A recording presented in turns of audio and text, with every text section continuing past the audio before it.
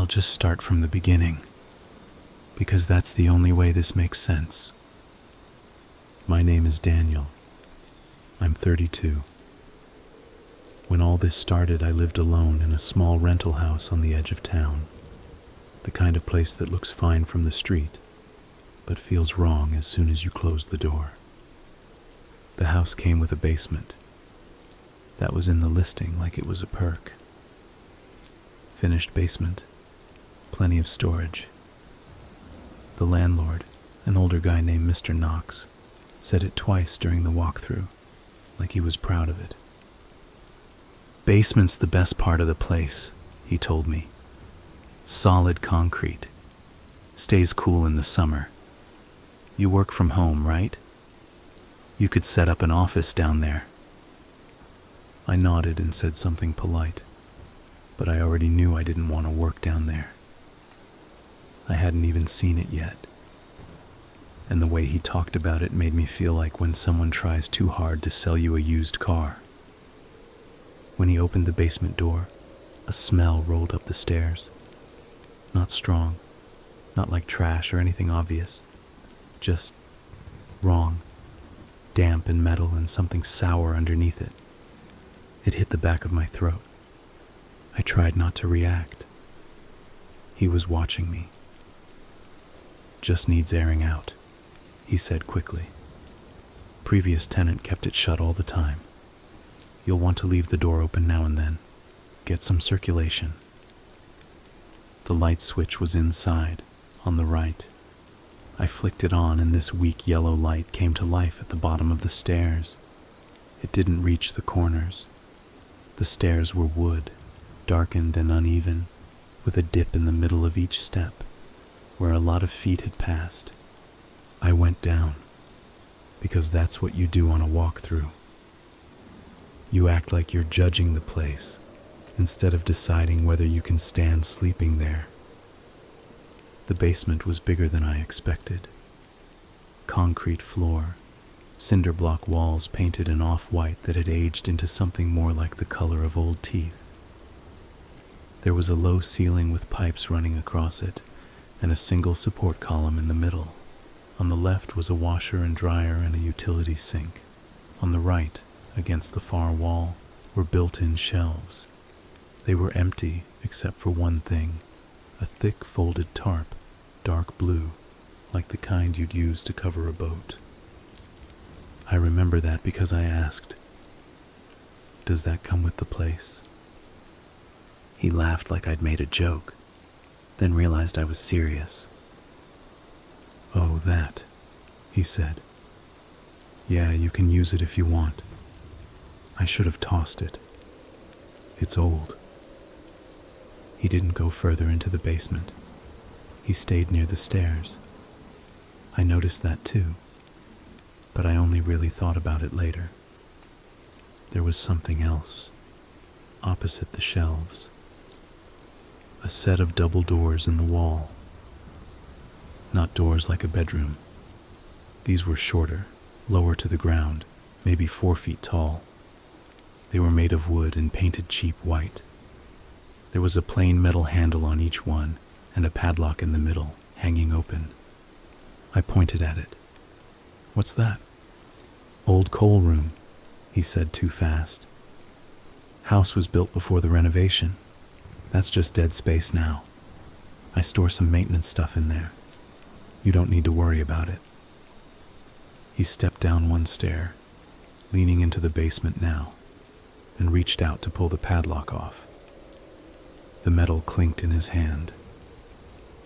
"Actually, I'll just..."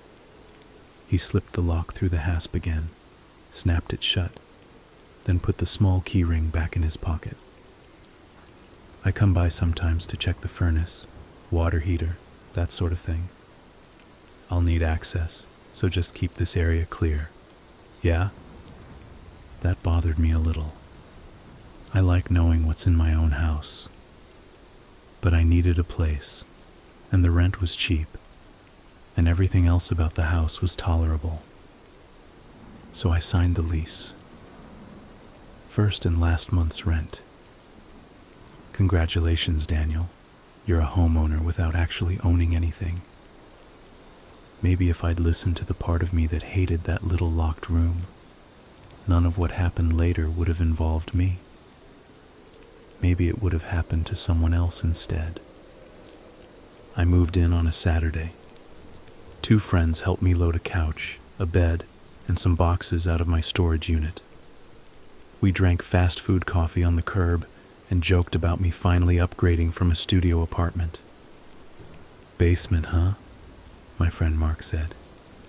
"You're moving up in the world. That's where they keep the bodies." "Shut up," I said, but I laughed. It was the obvious joke. We had the front door propped open. Every time I went past the hallway, I saw the basement door. The air from down there felt cooler than the rest of the house somehow, like the air from a vent. By the time they left, the sun was getting low. The house felt different then. Emptier. Final. No more footsteps. No more voices. Just me and the distant hum from the fridge. I stood in the kitchen and looked at the basement door. I told myself I was being stupid. I grabbed a box of cleaning supplies and some paper towels and went down. If I was going to be living there, I might as well start by making it less disgusting. The smell was still there. A little stronger now without someone talking to distract me. I cleaned the washer and dryer, wiped down the shelves. I opened the small basement windows near the ceiling, those narrow ones that just tilt outward. The outside air came in, cold and sharp. When I got to the tarp, I picked it up to move it. It was heavier than it looked. Thick material, stiff and a little sticky in places, like it had been folded while it was wet and dried that way. For a second, I thought there were dark stains along the edges. My mind went there right away. Blood. I told myself it was oil or paint. The mind goes to stupid places when you're alone in a half-lit basement.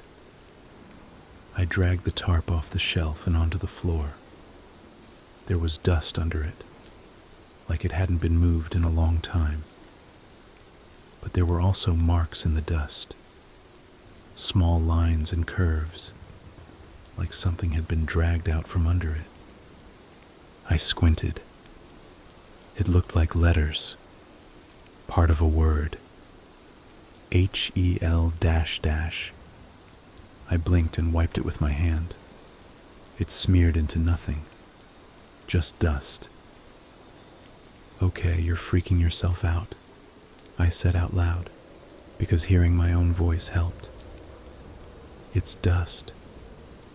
I folded the tarp tighter and shoved it into a corner near the furnace. That left the far wall open, and from that angle I could see the double doors better. They weren't as low as I'd first thought. If I crouched, I could probably walk through without ducking my head. The paint was scratched near the handle, lines going toward the lock. Not straight lines either. Not like a tool. They were short, overlapping marks, like fingernails. I stared at those for way too long. I reached out and ran my finger over them. The grooves were shallow but real. The paint had chipped off in small curls. Then I told myself it was just old damage. The house was old. Someone stacked furniture there or something. There was always a normal explanation. I went back upstairs, closed the basement door, and put a chair in front of it. Not because I thought anything was going to come out, just because I didn't like seeing it. That's all. That night I didn't sleep well. Every time I started to drift off, I'd snap awake with this feeling that I'd forgotten something important. I'd lie there, heart racing, listing things in my head. Turned off the stove, locked the front door, checked the window in the bedroom, I didn't put locked the basement on that list because there was no lock on the basement. Just a plain door with a round knob. I kept hearing things too. Little sounds that I would have ignored in an apartment building because there's always someone else moving. Always something banging somewhere. In a house alone, every sound belongs to you. Pipes clicked. The fridge cycled. The heater clanked. Floorboards creaked as they adjusted. Each sound was fine by itself, but they built up into this pattern that made my shoulders tense. At some point, I must have actually slept, because the alarm on my phone dragged me out of a dream. I remember the feeling more than the content. Dark, wet, under something heavy. Waking up felt like pushing my head above water. I went through Sunday half on autopilot. Groceries, laundry, setting up my desk in the second bedroom. I tried not to think about the basement and mostly succeeded. It was Sunday night, around 9, when my phone buzzed. It was a text from my landlord. Everything good with the house? I stared at the message. It was a normal question, responsible even, but the timing felt weird, like he was checking a trap. I typed back, "Yeah, all good. Just unpacking. Basement smells a little weird, but I opened the windows." He read it right away. The 3 dots flickered, stopped, started again. Finally. Good. Leave them open a little longer, and keep the basement door closed at night. Helps with the draft. That last line sat oddly with me. When we did the walkthrough, he'd said to keep it open for circulation. I stared at it, wondering if I should ask about the contradiction, and then I told myself I was being paranoid. People say things. They don't remember the exact words later. "Okay, will do," I wrote. I got up, went to the hallway, and closed the basement door. For a second I hesitated, thinking about the chair I'd used the previous night. Then I made myself leave it where it was in the living room. I was not going to be the guy who blocked his own basement like a kid afraid of monsters. That night I woke up because of a sound I couldn't file away. Not pipes. Not the fridge. Not wind. It was a heavy noise. Muffled. Somewhere under me. A dull, short thud. Then another. A little sharper. Then nothing. I lay there listening, holding my breath without meaning to. Silence. Then a faint scrape, long, drawn out, like something solid being dragged across concrete. I told myself it was the furnace kicking on. They make noises, right? We'd had one in our old house when I was a kid, and I remember it rumbling. I waited for the rumble. Nothing came. Instead, there was a different sound, closer. A soft click from the hallway. Wood settling, I thought. That's all. Then something touched my bedroom door. You know the sound a door makes when someone presses on it just enough to test if it's latched? The tiny bump against the frame, the almost inaudible creak of the hinges.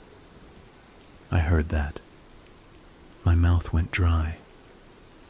I stared at the shadow line under my door. I couldn't see anything, but that doesn't matter when your brain has already decided to panic. I told myself if it was the wind, the door would move more. If it was really someone, they'd open it.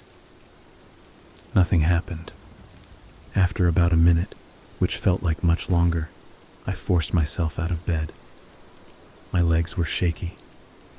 I crossed the room, put my hand on the doorknob, and stood there for a second trying to get control of my breathing. Then I jerked the door open. The hallway was empty. The house was quiet, but the basement door was open.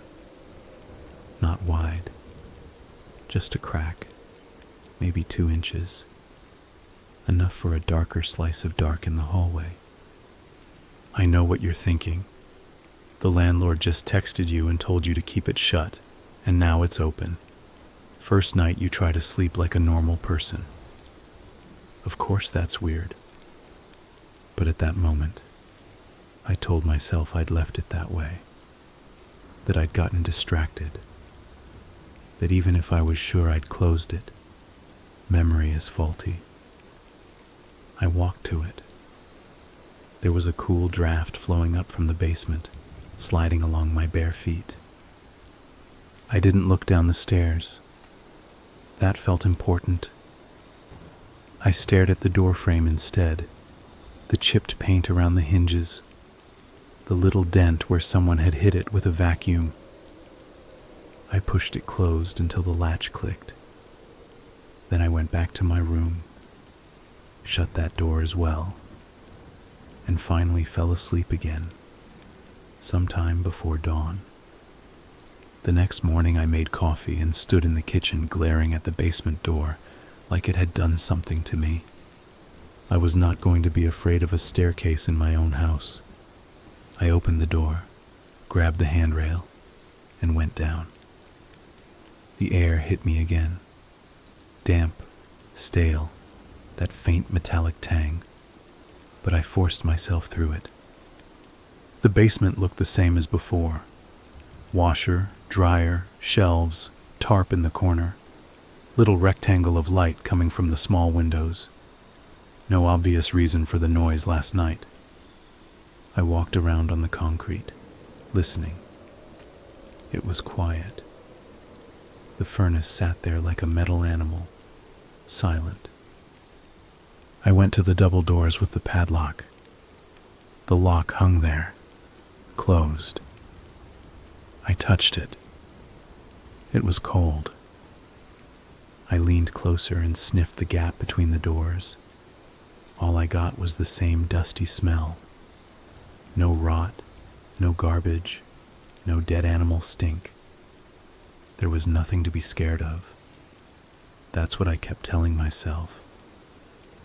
After that, I tried to settle into a routine. Work during the day, streaming shows at night, laundry in the basement once a week, like a normal person. The noises didn't stop, but they became part of the background. Every old house has its soundtrack. The brain adjusts. 2 weeks later, on a Wednesday night, I heard something that didn't fit. I was at my desk finishing up some reports. It was late, my eyes were dry, and the rest of the house was dark except for my office and this dim glow from the living room TV that I'd left on. I heard a voice. Not clear words, and not loud. Just the muffled rise and fall of someone talking somewhere below me.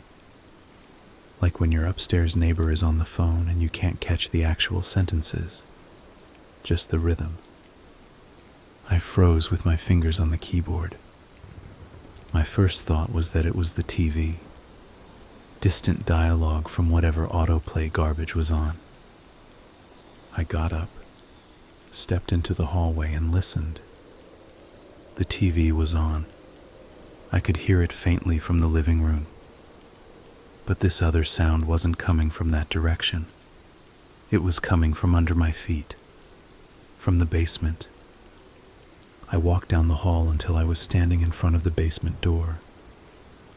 The voice was a little clearer there. It sounded like a man. The tone was low, serious. I still couldn't make out words. He sounded like he was having a conversation, except I didn't hear anyone respond. So maybe he was on the phone. That should have been reassuring. Maybe the landlord had come by.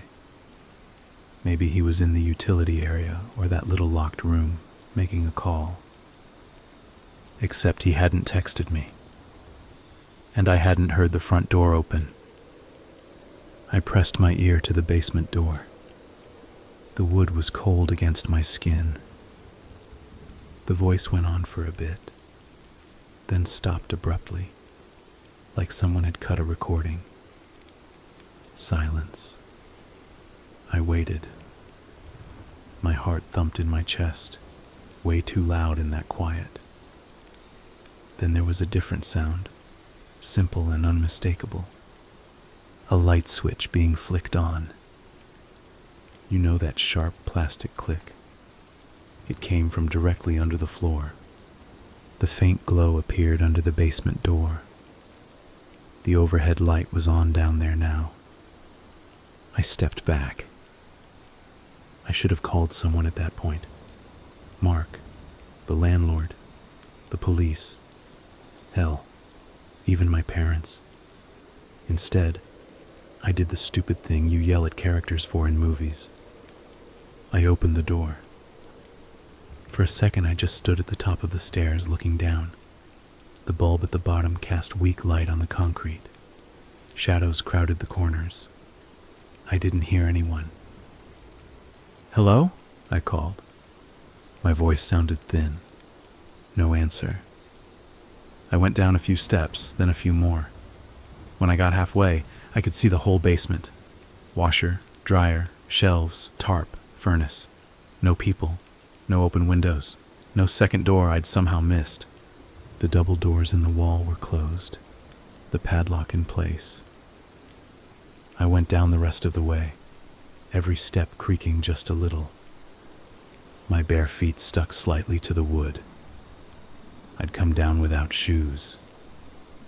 I realized that somewhere in the back of my mind, I'd thought shoes would make too much noise. I stepped off the last stair onto the concrete. The voice, whoever it had belonged to, was gone. But the air felt different. Heavy. Like I'd walked into a room where someone had been arguing a few seconds earlier. The overhead light buzzed softly. I turned in place, scanning the basement. Nothing.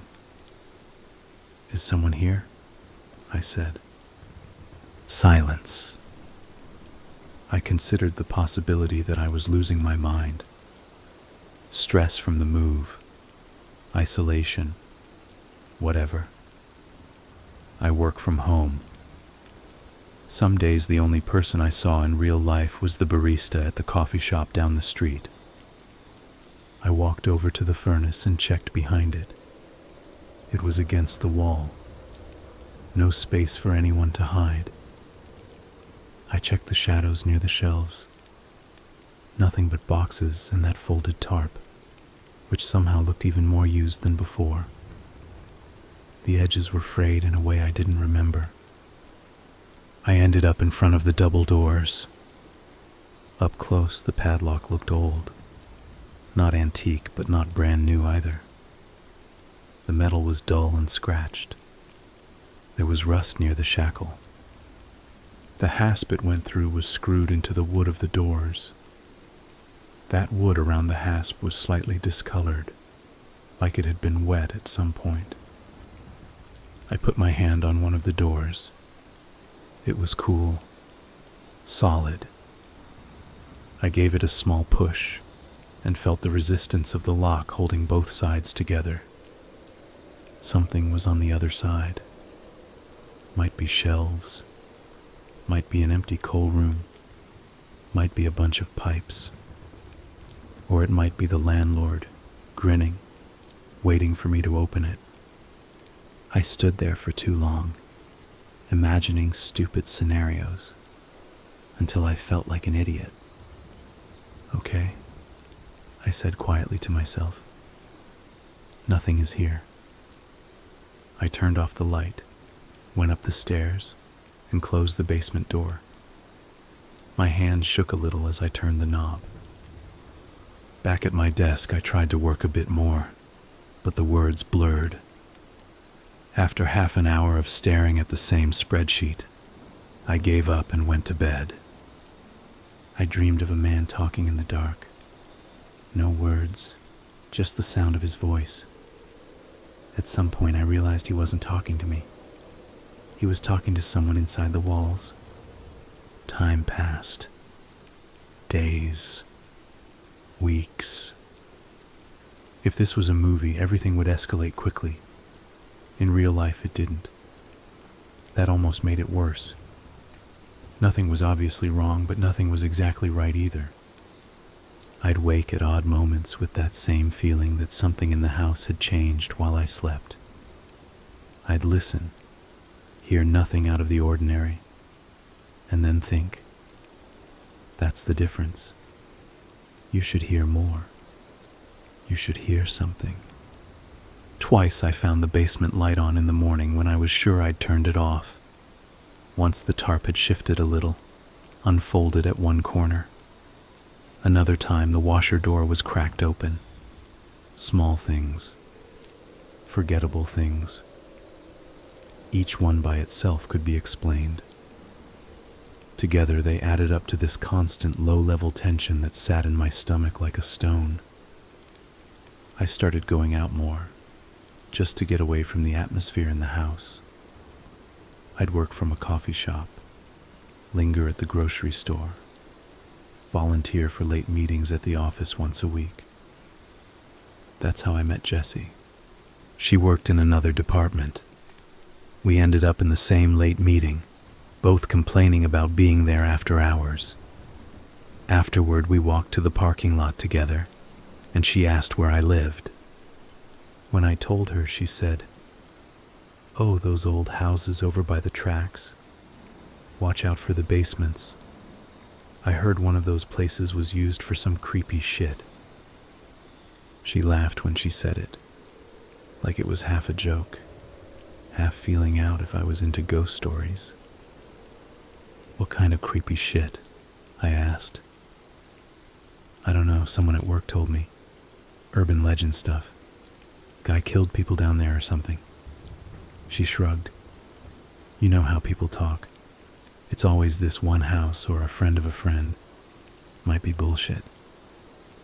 "Probably," I said, and forced a laugh. That night, lying awake in my bed, I couldn't stop thinking about what she'd said.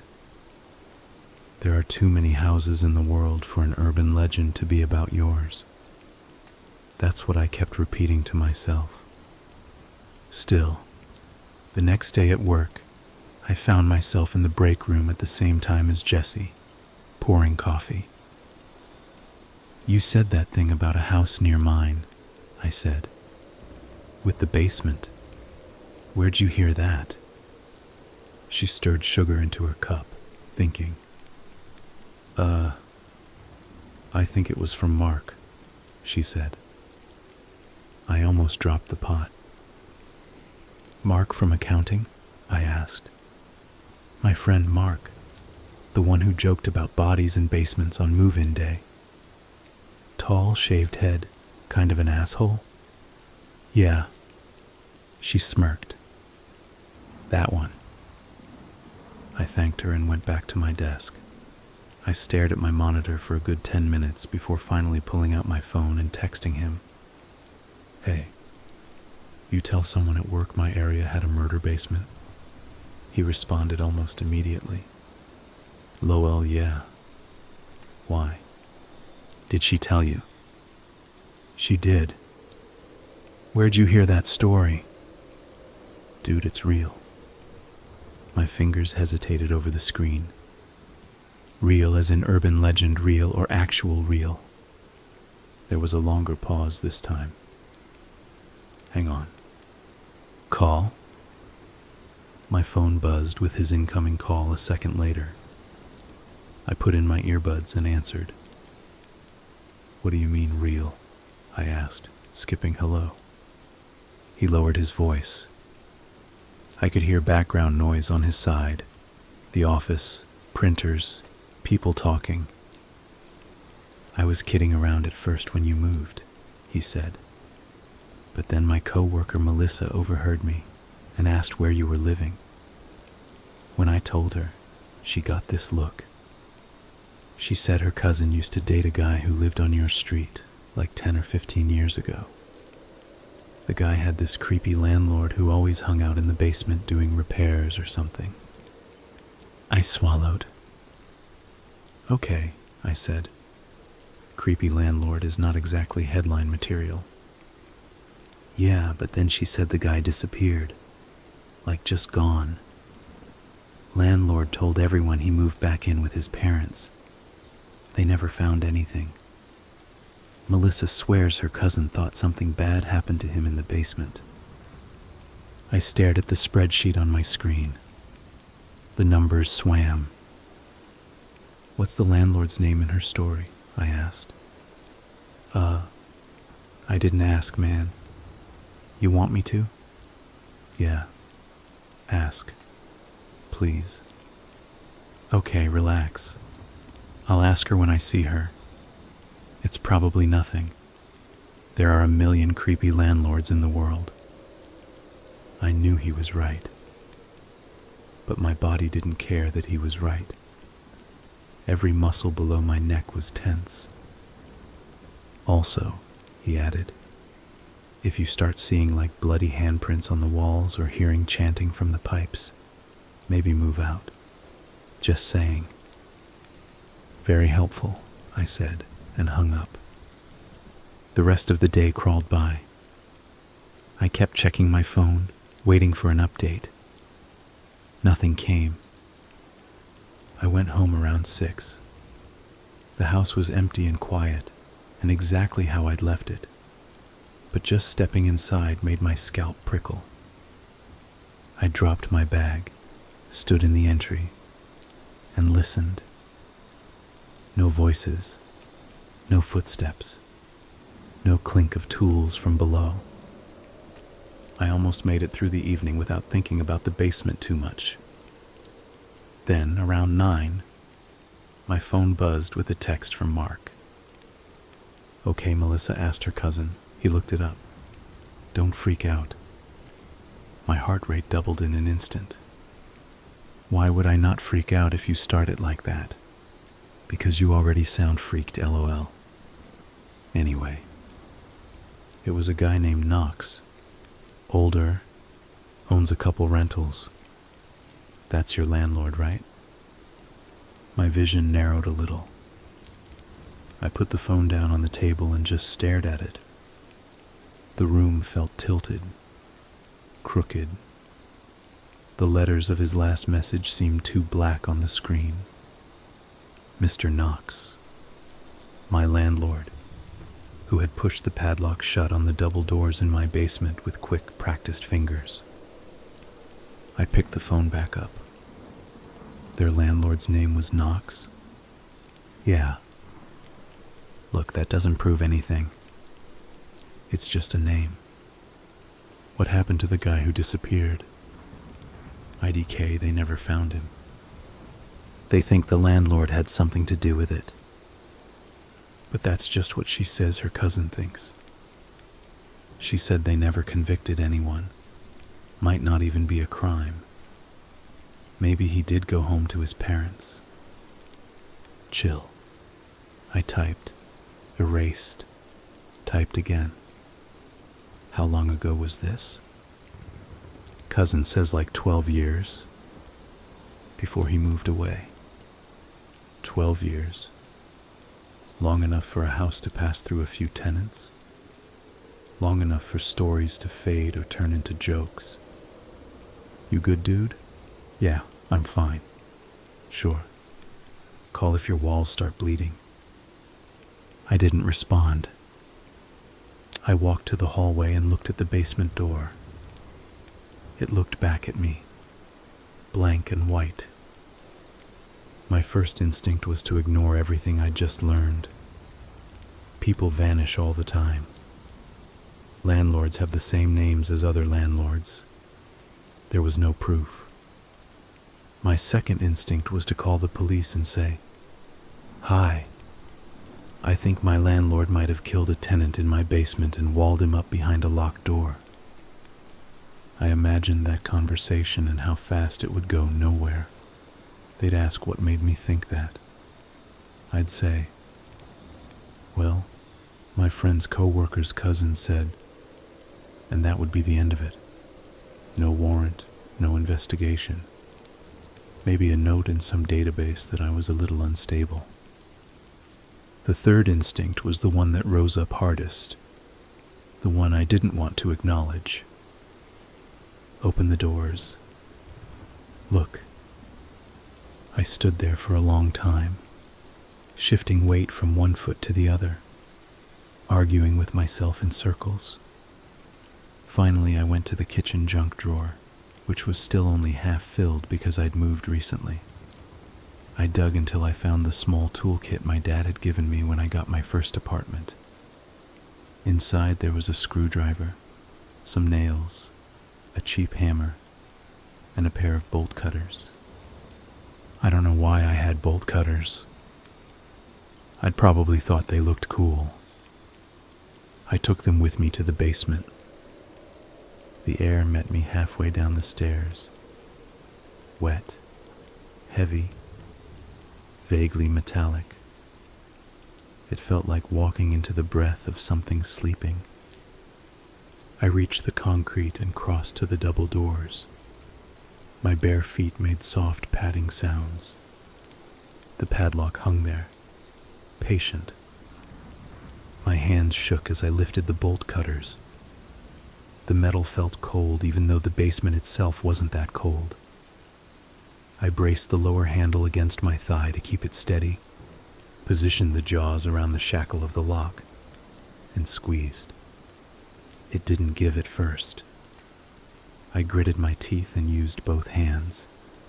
There was a short, hard resistance, and then a sharp snap. The lock dropped to the floor, hitting the concrete with a satisfying clunk. For a second I stood there, breathing hard, listening. Nothing happened. No alarm went off. No landlord materialized behind me. I was shaking. Part of it was adrenaline, part of it guilt. I was very aware that I'd just damaged someone else's property. Then I told myself that if I was right, if there was even a chance I was right, this was the smallest crime happening in that room. I set the bolt cutters aside and grabbed the handles of the double doors. My fingers left sweaty prints on the painted wood. I pulled. The doors didn't swing open like in a movie. They resisted, stuck along the bottom. I had to tug them one at a time, left then right, feeling them scrape over the concrete. A smell came out first. Not the faint, damp metal scent I'd gotten used to. This was thicker. It hit the back of my throat and made me gag.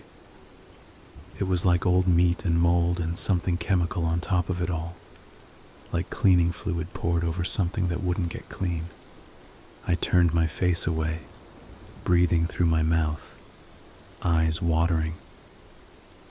When I could handle it, I looked inside. It was a small room, maybe 6 feet deep, and the width of the double doors. The ceiling was lower than the rest of the basement. The floor was concrete like the rest, but there were dark, irregular patches on it. Stains. The cinder block walls were unpainted, rough, and there were marks all over them. Some were scrapes and scuffs, things that looked like they could have been made by moving furniture. Others were more deliberate. Long vertical streaks, short horizontal ones. At first I thought they were just dirt. Then I saw the color under the dim light. A dark, dried brown that had seeped into the porous block. My brain suggested what it was before I could block the thought. No, I told myself it could be anything. Paint, rust, Old wine. Whatever. On the right side of the small room, there was a drain in the floor. A simple metal circle with slits. The stains were heaviest around it, radiating outward. In the far corner stood a heavy wooden chair.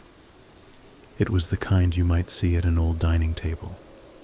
Thick legs, straight back, worn varnish.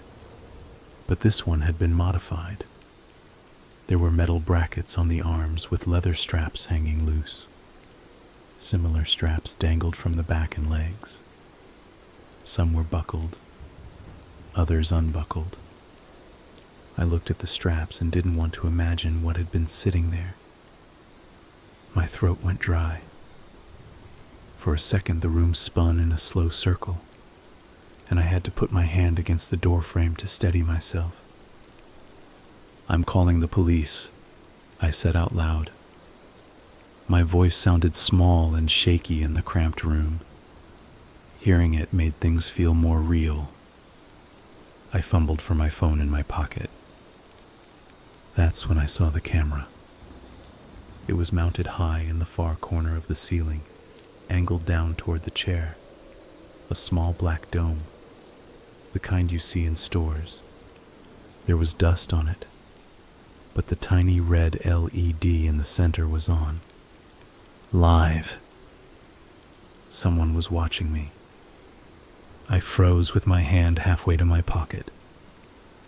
Every instinct yelled at me to spin around, to check the basement behind me, to look toward the stairs, the shadows, everywhere. I did not move. The urge to look at the camera was strong too, but I kept my eyes just off it, focused on the chair instead. I didn't want to meet whoever might be on the other end. Very slowly, trying not to shake, I pulled my phone out. I kept it low, screen angled toward my body. "No service," the top corner said. That didn't make sense. I'd taken calls in the basement before without issue. The signal was weaker, sure, but not gone. I stepped backward, out of the small room, into the main basement. The smell thinned a little. I glanced at the phone again. Still no service. I turned toward the stairs, heart pounding so hard it hurt. At the top of the stairs, silhouetted in the doorway, stood a figure. For a second, my brain refused to see it. My vision blurred, like maybe if I didn't focus, it would stop being real. Then the figure shifted, and the faint light from the kitchen touched his face. It was Knox. He held something in his hand. A phone, I realized. The screen's glow lit up his jaw. We stared at each other. Him above, me below. Neither of us spoke. "I told you," he said finally, his voice flat, almost conversational. "To leave that door alone." All the air left my lungs at once. My voice cracked. "What is that room?" He sighed like he was tired. "This is not how tonight was supposed to go," he said, more to himself than to me. "I was going to take my time. You were going to make it easier." My mouth went dry. My tongue stuck to the roof. "Don't come down here," I said. It came out weak. He tilted his head, studying me. His eyes were hard and distant, like he was looking at a problem he needed to solve. "Daniel," he said, "you went and made yourself a problem." He started down the stairs. I stepped back, my heel hitting the edge of the coal room doors. I almost tripped, grabbed the door frame to steady myself. My phone still showed no service, the little symbol mocking me, "Stop," I said. He didn't stop. There was a strange calm rising inside me, cutting through the fear. A sense that this was happening now, that it was real, that either I did something or I died. My eyes darted around. The bolt cutters lay near the double doors, where I'd dropped them after snapping the lock. I lunged for them, grabbed them with both hands, and turned back toward the stairs. He was halfway down, one hand on the rail. "Put that down," he said. His voice hadn't changed, still calm, still almost patient. "Stay back," I said. We looked at each other again. Then he smiled. It was a small, almost disappointed smile. "I've had worse," he said, and started down again. I don't remember making the decision. One moment I was standing there holding the bolt cutters. The next I was moving, closing the distance between us. He must not have expected me to run toward him. His eyes widened slightly. I swung the bolt cutters like a bat, aiming low toward his legs. He jerked back, but not fast enough. The metal caught him on the knee with a solid, crunching impact. He shouted and stumbled. His foot slipped on the edge of the step. The world went sideways. He fell. There's a sound a human body makes when it hits hard surfaces over and over. It's not like in movies, where it's this clean single thump. It's a mess of impacts. Limbs hitting wood, bone against edge, breath knocked out in bursts. He tumbled down the stairs, twisting, arms flailing. His head snapped back against one step, then another. I heard a wet crack that made my stomach lurch. He landed at the bottom at an ugly angle, one arm under him, the other bent wrong. His leg was twisted, knee turned inward at a strange angle. His head was tilted against the concrete, eyes open, blinking fast like he was trying to bring his vision into focus. For a second we both just stared. Me standing there, chest heaving, the bolt cutters heavy in my hands. Him lying in a broken heap. Then he tried to move. A breathy groan came out of him. He planted his good hand against the floor and pushed. His body shifted, an inch maybe, before he collapsed again. "Daniel," he rasped. We can fix this. Help me up." His voice sounded wrong now, slurred. One side of his mouth didn't move. "Stay down," I said. He ignored me and tried again. Blood ran from a cut on his forehead, down the side of his face.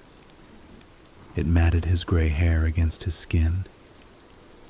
I stepped closer without meaning to. Something in me expected him to suddenly spring up, grab me, show that it had all been an act. But he didn't. He just lay there, trembling, struggling like a bug flipped on its back. "You don't understand," he said. His eyes rolled toward the open coal room behind me. "They'll be angry." I glanced back at the small room. The stains, the chair, the camera. "Who?" I asked. He coughed. Pink froth appeared at the corner of his mouth. "All of them," he whispered. Then his eyes rolled up, and he went still. I stood there, listening to my own breathing, to the faint hum of the basement light, waiting for him to move again. He didn't. "I killed him," I said out loud, like I was telling someone, like saying it would make it more or less true. I killed him. It hadn't been on purpose. I'd swung to hurt, to make him stop. not to send him crashing down the stairs. But intent doesn't change the end result. I backed away until my shoulders hit the wall. I slid down it, the concrete rough against my back, and sat on the cold floor. For a minute or an hour, I don't know how long, I stayed there, shaking, staring at his body. At some point I realized my hands hurt. I looked down. My knuckles were scraped, probably from the bolt cutter handle. A fly buzzed near his face. That small, normal detail snapped something in me back into motion. Call the police. Tell them what happened. Show them the room. I grabbed my phone again. The no service indicator still glared at me. Come on, I muttered. I stood and climbed the stairs, stepping carefully around his body. His eyes were half open, staring at nothing. At the top of the stairs, in the hallway, my phone bars returned. 2 bars, then 3. I stared at the screen like it was magic. The invisible boundary between no signal and signal was somewhere on those steps. I crossed it, turned back toward the basement for a second, then walked quickly to the kitchen. My leg muscles felt weird, like they were vibrating under the skin. I dialed 911. The call rang once, twice. Emergency services, what's your location? A calm female voice said. I took a breath. My name is Daniel Reyes, I said. My voice sounded distant, like someone else's. I'm at 48 Harlow, the house by the tracks. I think I just killed my landlord. And I think he killed other people in my basement. There was a short pause. Okay, Daniel, the operator said, voice still steady but a little sharper now. I'm going to need you to stay on the line with me. Are you in immediate danger? I looked around the kitchen. Everything was oddly normal. Coffee mug on the counter. A grocery list stuck to the fridge with a magnet shaped like a cat. I glanced toward the hallway. The basement door was open, spilling a rectangle of dim light onto the floor. I don't think so, I said. He fell down the stairs. He's not moving. Is he breathing? I swallowed. I don't know. I think so. Maybe. I'm not sure. He was talking a minute ago, and then he stopped. Okay. I'm dispatching units to your location right now, she said. I want you to stay where you are if it's safe. Don't go back downstairs. Do you understand? Yeah, I said. There's a room down there, behind some locked doors. There's a chair, and straps, and stains, and a camera. You need to see it. I've made a note of that, she said. Help is on the way. Just keep talking to me. Are you alone in the house? Yes, I said. At least I thought I was. The word felt flimsy as it left my mouth. I stared at the basement door while she asked me routine questions. How old I was, if I had any medical conditions, if there were weapons in the house. That's when I heard it. A sound from below. Not the creak of the steps or the hum of the light. Something else. A short, sharp impact. Flesh against concrete. Then another. A dragging sound. Daniel, the operator said. Are you still there? Yeah, I whispered. Something was moving in the basement. Stay upstairs, she said. Officers are on their way. They'll be there soon. Don't go back down. I should have listened. I know that. A rational person would have locked the basement door, maybe even gone outside to wait for the police. Instead, I set the phone on the counter on speaker, walked to the hallway, and looked down the stairs. At first, all I saw was the light and the bottom step. Then, slowly, Knox's hand came into view, fingers curling over the edge of the last stair. He was alive. He pulled himself up, inch by inch, his good arm shaking with strain. His broken leg dragged uselessly behind him. His head hung low. I couldn't see his eyes. "Oh my God," I said. "What is it?" the operator's voice asked from the kitchen. "He's moving," I said. "He's getting up." "Do not approach him," she said. "Go outside, right now." Knox lifted his head. His face was a mess. Blood had run from the cut on his forehead down into his eyes and along his cheek. One eye was swollen nearly shut. His mouth twisted strangely as he tried to form words. "You shouldn't have looked," he said thickly. Something was wrong with his voice. It wasn't just the damage to his jaw. There was an echo under it, like another voice was speaking just behind his, out of sync by half a second. Every instinct screamed at me to run, but my legs felt rooted to the spot. His eyes moved, not to me, but to the open coal room behind me, visible past my shoulder. "They're awake now," he whispered. "They know you."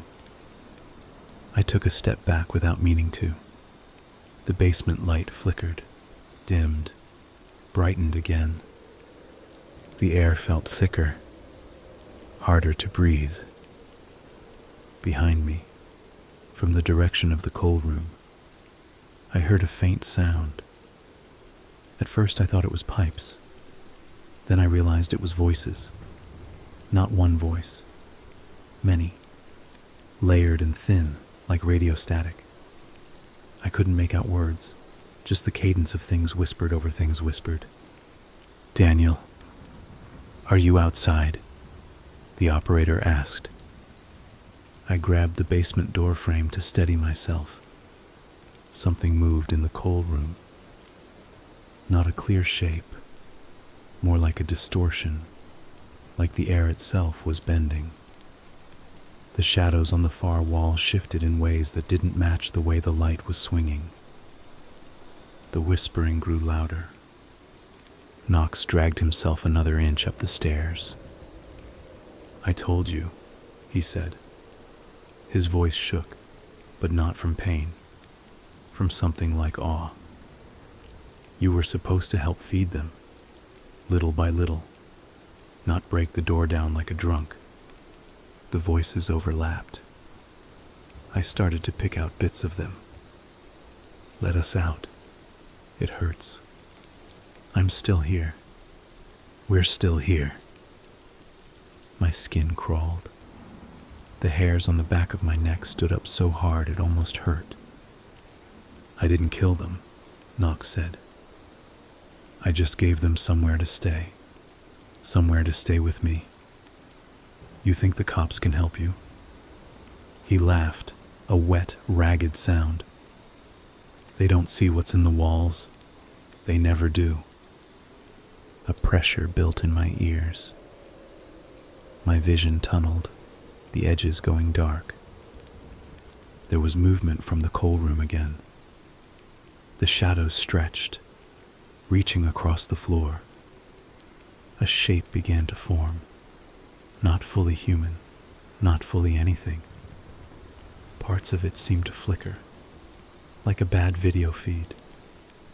But there were arms, or something like arms. There were faces, overlapping and shifting, merging and peeling apart. My brain tried to reject it. The sight was like an optical illusion, where your eyes can't decide what they're seeing. Except this wasn't a drawing, and there was no safe answer to land on. I stumbled backward, away from the stairs, into the kitchen. My shoulder hit the counter hard enough to make me gasp. "Daniel," the operator said. "What's happening?" "I don't..." My voice shook so much I could barely get the words out. "There's something in the basement. There's something in the room. You need to hurry." I grabbed the kitchen drawer, yanked it open. Silverware rattled. My fingers closed around the handle of a large chef's knife. I didn't think it would help with whatever that was, but I needed something solid in my hand. The whispering followed me up, rising in volume even though whatever was making it hadn't moved physically closer. It filled the space inside my head, crowding out my own thoughts. "He heard us. Don't leave. You saw. You saw. You saw." I clamped my free hand over my ear, though that did nothing. Knox's broken body continued its slow crawl up the stairs. It would have looked pathetic, if not for the way he smiled through the blood. "You let the door open," he said. "They've been waiting so long." A sound came from outside then, faint at first, then clearer. Sirens. It cut through the whispering like a knife. The voices faltered. The pressure in my head eased, just a fraction. The shadows in the coal room seemed to shudder. "They don't like that," Knox said. His own voice had gone tight. "They don't like attention." The sirens grew louder, closer. Red and blue flashes bounced off the walls through the front windows. In the basement, something screamed. It wasn't like a person screaming. It was too wide, too layered. It was every scream that had ever happened in that room, all at once, played on top of each other. I dropped to my knees, hands over my ears, knife clattering on the tile. The sound was inside my skull, under my skin, vibrating my teeth. Then, sudden as it began, it cut off. Silence rushed in, heavy and complete. The sirens in the distance wound down as cars stopped out front. Doors slammed. Boots thudded on pavement and then on my porch. There was a pounding on my front door. "Police!" a voice shouted. "Open up." I scrambled to my feet, stumbling a little, and rushed to the door. My legs felt weak, like I'd run miles. I opened it. 2 officers stood there, 1 male, 1 female, both backlit by the flashing lights. Their hands were near their holsters, eyes scanning past me into the house. "Daniel Reyes?" the woman asked. "Yes," I said. My voice came out hoarse. "Are you hurt?" the man asked. I don't think so," I said. The woman glanced down the hallway, saw the open basement door, the light spilling up. Her hand went to her radio. "Where's the landlord?" she asked. "You said he fell?" I swallowed. "In the basement," I said. "He was halfway up the stairs last I saw. He's hurt. Bad. And there's a room down there." "We'll get to that," she said. "Step outside for me, okay? Paramedics are behind us.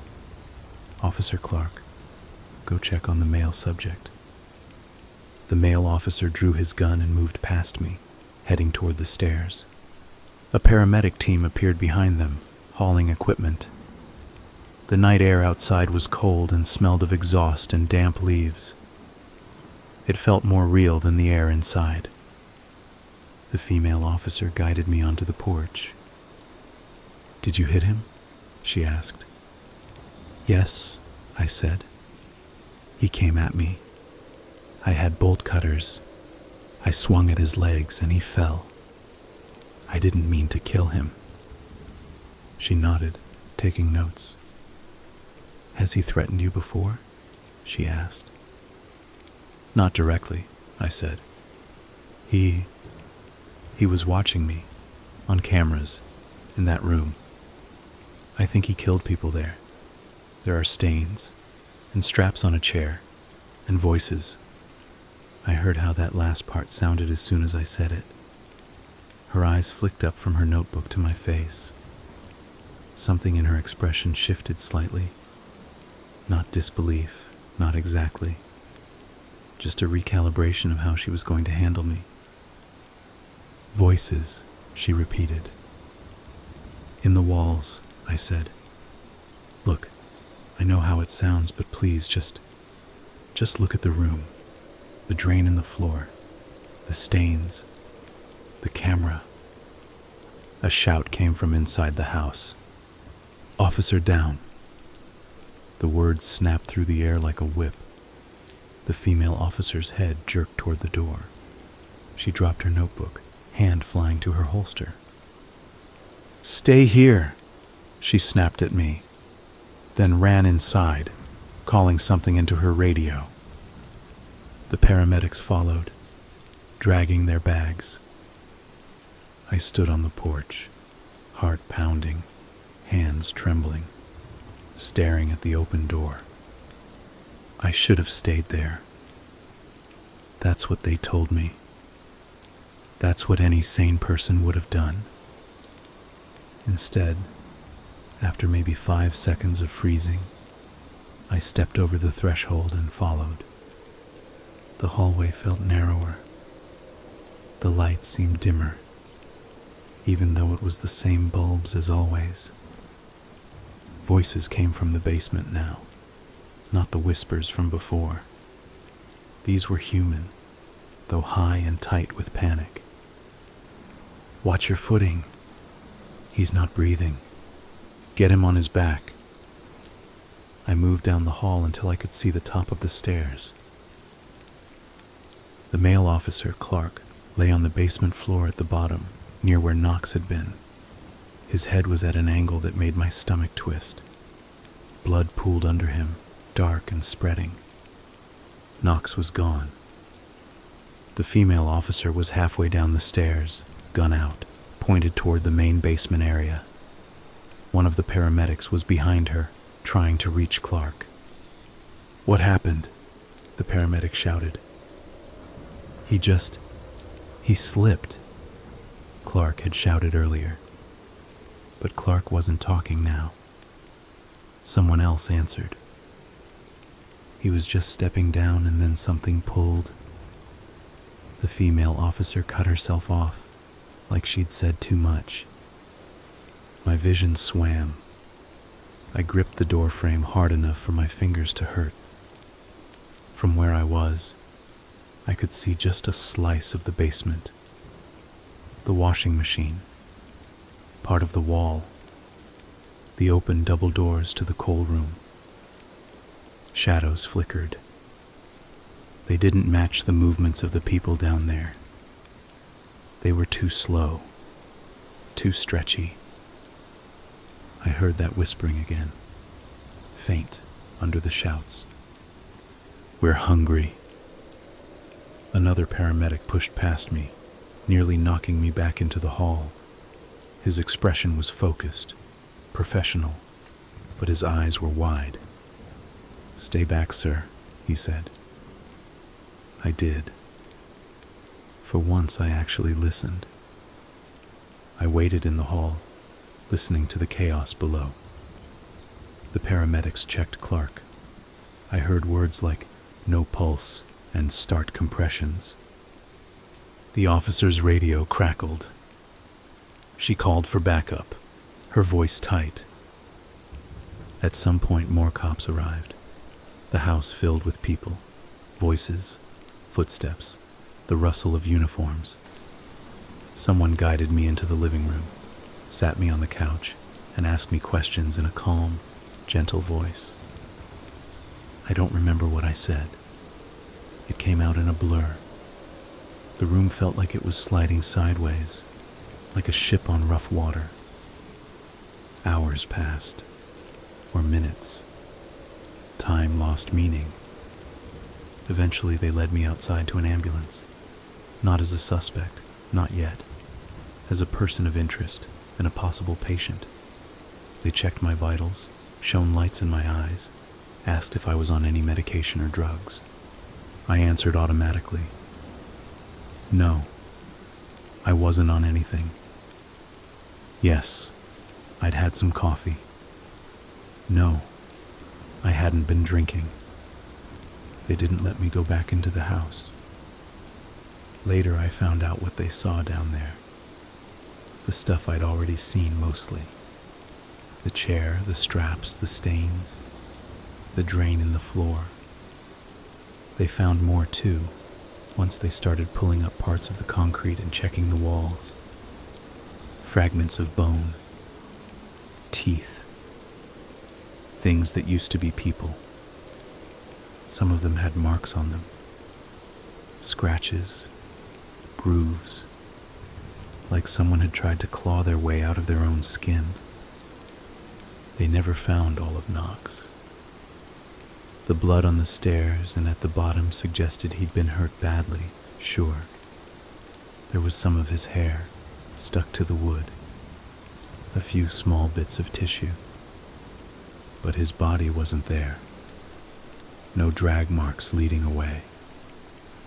Nothing in the coal room either, beyond what I'd already seen. The official story became that he'd fallen, then pulled himself up and somehow escaped through one of the small basement windows before collapsing somewhere outside. There was a wooded area behind the house he could have stumbled into. They organized a search. Dogs, volunteers, the whole thing. They never found him. Clark, the officer, didn't make it. Broken neck from the fall. They tried to tell me it was a tragic accident. Old wooden steps, bad lighting, a rush to help an injured man. One misstep. I didn't argue. What was I going to say? No. The ghosts in my basement tripped him. They questioned me for hours at the station that night. Then again the next day. And the day after that. How did I know Knox? How had our interactions gone? Had he ever threatened me before? Why did I break the lock on the coal room? Had I ever been in there before? What exactly did I see? I told them everything up until the part where the shadows moved and the voices got inside my head. For that section, I stuck as close to reality as I could without sounding crazy. I heard voices, I said. I thought they were human. Maybe they were recordings. I don't know. There was a camera in there, pointed at the chair. The red light was on. Someone was watching. That part was true. The camera had been connected to a small, hidden DVR unit mounted above the coal room. They found it during the search. It had a hard drive with hundreds of hours of footage on it. Most of the files were corrupted. At least that's what they told me. Glitches, static, weird frozen frames. The few sequences they could watch showed Knox down there, alone, cleaning the floor, sitting in the chair, talking to someone off screen. In one clip, he turned toward the camera and smiled. That image ended up on the news. There were other clips they never released publicly.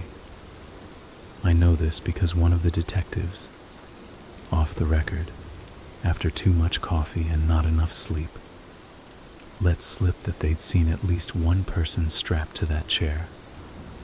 A young man in his 20s, maybe. He was screaming, The audio, the detective said, was strange. Strange how? I asked. He rubbed his eyes like he was tired of thinking about it. It echoed weird, he said. Could have been the acoustics of the room. But it sounded like there were more voices than there were people. Our tech guys are still looking at it. In the end, they didn't charge me with anything. Self-defense, they said. You were in fear for your life and you had reason to be. If he's even dead, one detective added under his breath. They recommended I see a therapist, gave me a card for a trauma counselor, told me to call if I remembered anything else important. I moved out of the house. I didn't even go back inside. My brother and Mark packed up my stuff with some guys from a moving company while I stood on the sidewalk and watched from inside my car. You sure you don't want to come in? Mark asked once, leaning in my open window. There's some clothes and books still in the bedroom. Stuff the movers won't know is important. I don't want anything from that place, I said. He looked at me for a long second, then nodded. Okay, he said. We'll trash what's left. They did, I guess. Or maybe they left some of it behind. I don't know. I don't care. I got an apartment in a newer building. Top floor. No basement. No crawl space. Just a concrete foundation and parking garage below me. For a while, things were almost normal. I saw the therapist once a week. I told her the facts, leaving out the supernatural parts. She called it trauma, shock, survivor's guilt. We talked about coping strategies and grounding techniques. Sometimes I almost believed her. Almost believed that everything weird that happened in that basement could be explained by stress and suggestion and a brain pushed to its limits. Then small things started happening in the new place. The first time I woke up in the middle of the night. No special time, just whenever. And smelled something. Faint at first, then stronger. Damp, metallic, sour. The exact smell that had drifted up from the basement every time I opened that door. I stumbled out of bed, heart hammering, and checked the apartment. No leaks, no mold. Trash taken out the day before. The smell faded by the time I finished my circuit. The second time, I heard a voice through the vent above my couch. Not my neighbor's, not the TV. A man's voice, low and serious. I couldn't make out words. It was just the rhythm. It made my skin crawl. I turned off the TV. The sound continued for a few seconds, then stopped. The building's maintenance guy checked the vents the next day. Said there was nothing weird. My neighbors on either side said they hadn't heard anything. After that, it got harder to tell what was real and what wasn't. I'd walk into the living room and swear I saw a shape in the corner. Just a little too dark. A little too tall. I'd blink and it would be gone. I'd be in the shower and hear faint whispering under the water. I'd shut it off, stand there dripping and shivering, and hear nothing but my own breathing. Once, as I was drifting to sleep, I felt someone sit on the edge of my bed. The mattress dipped. I rolled over, hard in my throat, and saw the impression of weight on the blanket next to my legs, slowly rising like someone was standing up. No one was there. I started leaving all the lights on at night. My electric bill doubled. I didn't care. I stopped going to therapy. The more we talked, the more I felt like I was hiding the important parts. She couldn't help with something she didn't understand. I thought about calling the detective who'd let slip about the screaming video. More than once I had his number pulled up on my phone, thumb hovering over the call button. What was I going to say?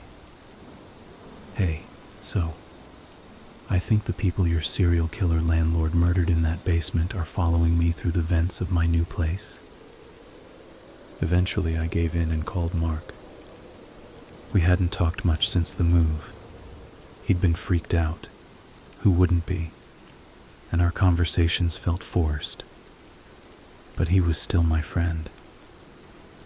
Hey, he said when he picked up. How's the mausoleum in the sky? Funny, I said without humor. Can I ask you something? Shoot. You believe what happened? Down there. He was quiet for a second. I believe you got attacked, he said. I believe there was a fucked up room in your basement. And I believe the landlord is a murderer. But the rest, I said. The voices, the things, the way the air felt. Another pause. Trauma's weird, man, he said finally. Brains do stuff. I'm not saying it wasn't real to you, but like, ghosts? Come on. I swallowed. Yeah, I said. Right. Brains do stuff. We changed the subject after that. Talked about work, sports, normal things. After we hung up, the apartment felt even quieter. I sat on the couch for a while, staring at the vent above the TV. The red standby light on the TV looked too much like the little red LED on the camera in that coal room. I remembered the way Knox had smiled in that corrupt footage. The way he'd said, they'll be angry, like he was talking about old friends. And I remembered the voices. Let us out. We're still here. You saw.